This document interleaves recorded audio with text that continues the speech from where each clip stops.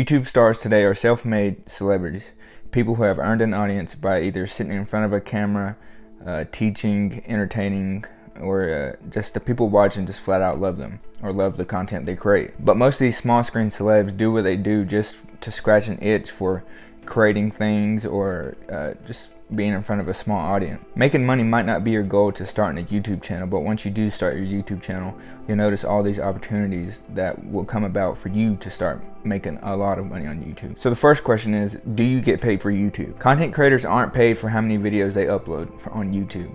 Neither are they paid by default. You have to join something called the YouTube Partner Program, or you can just upload your videos to YouTube Premium. In which that leads us to, how do you make money on YouTube? First, YouTube channels can be monetized even if they don't have millions of subscribers.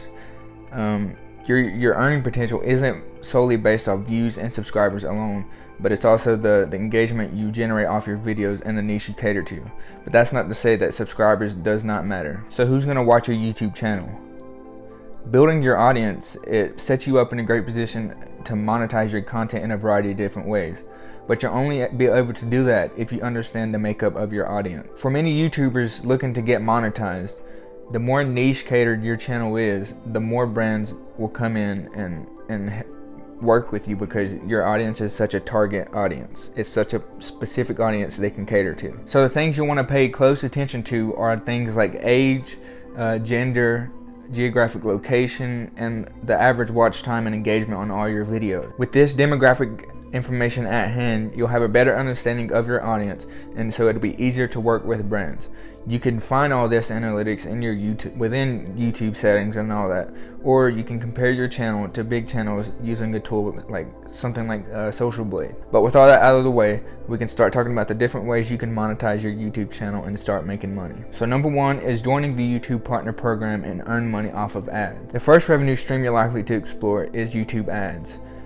Whether you want to make money on YouTube without creating videos or just being a content creator, setting up for the YouTube Partner Program and monetization is a really important step. You can only apply to YouTube monetization when you have 1,000 subscribers and 4,000 hours of watch time over the past year. So once you reach 1,000 subscribers and 4,000 hours of watch time on your channel, this is how to enable monetization on YouTube. Number one, you'll want to sign into the YouTube account you want monetized.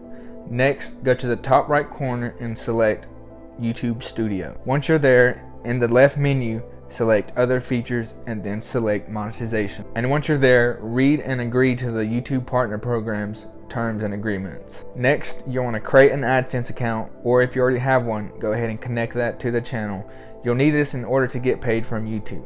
And then from there, you can just set your monetization preferences. And once that's done, head back to the dashboard and click Analytics on the left side tab of the screen. From there, you'll need to choose Revenue, and then once you get there, it basically just breaks down what your predicted revenue will be in the upcoming future. So how many views do you need to make money? The number of views you get on a video does not correlate to the revenue earned. Let's say, for instance, if you get 1,000 views on your video but no one watches the ad or click on the ad, you will not make any money. This is because of YouTube's criteria for billing advertisers.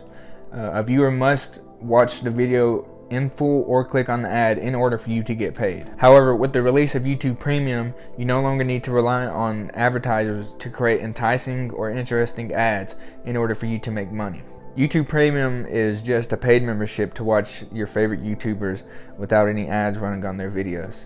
Not much changes for the creators, as they will still get paid by people who are consuming the content that do not have YouTube Premium, but as well as uploading the videos to YouTube Premium itself. YouTubers are paid from YouTube Premium based on how many viewers throughout all of YouTube Premium are watching their content. You can consider the revenue earned from YouTube Premium as a secondary stream of income, as you will still be getting paid for that, and as well as YouTube ad revenue. So this is why you should look beyond ads as another source of revenue.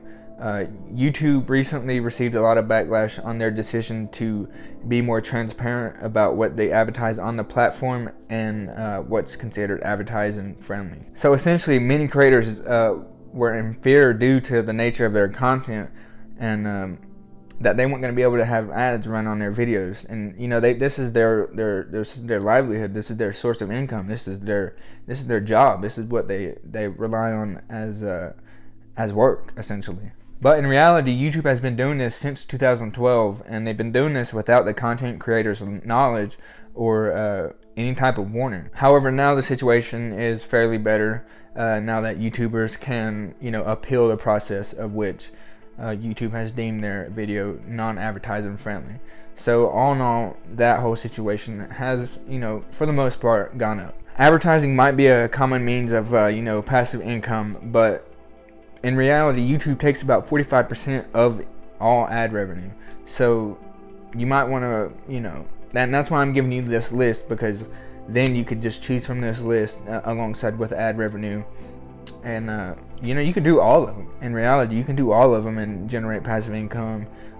You probably make millions of dollars just doing this. The second stream of income you can do is selling products or merchandise. Merchandise increases your exposure as it takes your online brand and personality and puts it in the offline world, and deepens the relationship between you and your fans, as they will literally buy into anything you are doing. A great example is Roman Atwood, who sells a variety of different products under his brand Small More. Selling branded merchandise is easier than you might think. You can order affordable products like t-shirts and then just go to a freelance website like Fiverr and get you and they will make you a design. You can hire somebody to make you a design and put on your t-shirt. And when it comes to handling all the orders, you can integrate services like Oberlo, or just go to one of the many print-on-demand services that take care of the shipping, the fulfillment, and the customer support, letting you reap all the benefits from a drop shipping businesses and not doing any work really. As a YouTuber who's already built their audience, you'll have two advantages over any type of store out there. You'll have consistent traffic that you can drive to your store and make the sales. But not only that, you'll have your audience's trust, as you've already, built your trust from the previous videos you've created in the past, which are free. It's free content. So they're already catering more to you than they would some random, e-commerce store. And the third way of earning income on YouTube is by letting your audience support your work through something called fan funding. And as a YouTuber, you're putting your content out on the internet for free, so you're not charging any type of admission for your audience to watch you. So if you're making great content, your audience is more likely to support any type of work you do in the near future. Many fan funding platforms offer another way of gaining popularity or gaining new traction from people who might not have seen your video on YouTube, but it's also catering a lot towards your most loyal fans, and it's just showing appreciation for what they have done, thanking them, and just giving them that little bit of extra content they deserve basically. And if you choose the crowdfunding route, be sure to be transparent with your supporters about how the money is going to be spent, whether that's on the production of your content, or maybe you're moving into a house. But what this does is build up trust with your fans, and it also inclines them to follow your story or your mission, and they'll follow that a lot more and just fall more in love with you. But not only will they fall in love with you, they will literally buy into the value of the content you're making. Second is offering enticing rewards for better pledges. The more you can make your fan base feel like they're getting something exclusive for being a loyal follower, the more likely you are to get donations and higher pledges. And for the fan funding, you can use stuff like, YouTube has Super Chat, which is integrated in YouTube itself, or you could use something like Patreon, which you can upload content, do live shows, podcasts. You can do all kinds of stuff on Patreon. And the fourth way of earning revenue on YouTube is license your content out to the media.